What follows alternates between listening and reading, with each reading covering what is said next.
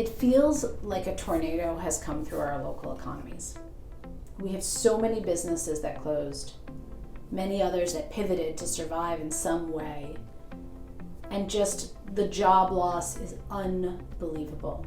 We had over 40 million people file for unemployment in 2020. And we've lost lives.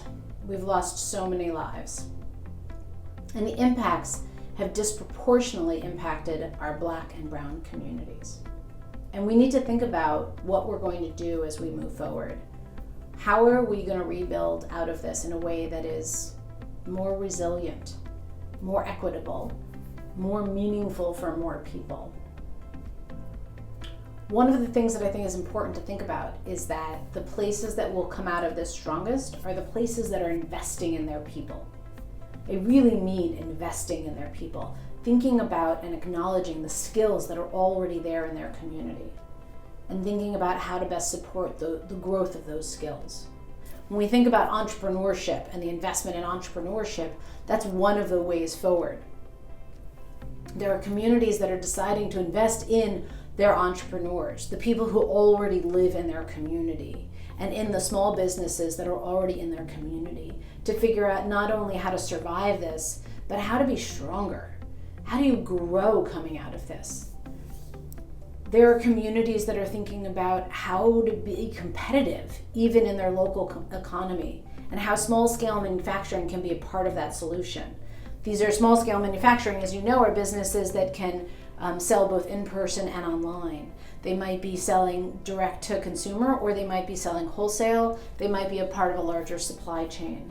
But they are a way of bringing revenue into the community, not just based on retail sales that are walking in the storefront, which helps in this very unpredictable time. Some local governments support these businesses very visibly, and they're attracting them into the community, and they're creating space for them also.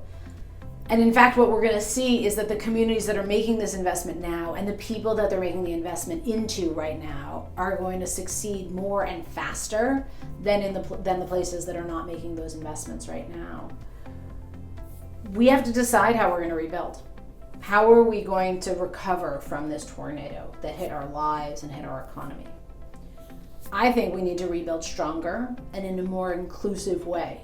We need to fix the inequities of the past and really think about who we want to benefit going forward. Who did we neglect in the past, and how do we improve on that going forward? And we need to think purposefully about being open to those barriers that do exist and acknowledging them, and how are we helping people do something differently who haven't had access in the past. The reality is that not everyone feels comfortable accessing the kinds of tools or technical assistance that you might have right now. How are we making it more accessible to more people? Doesn't matter who's teaching it or where that program is being held.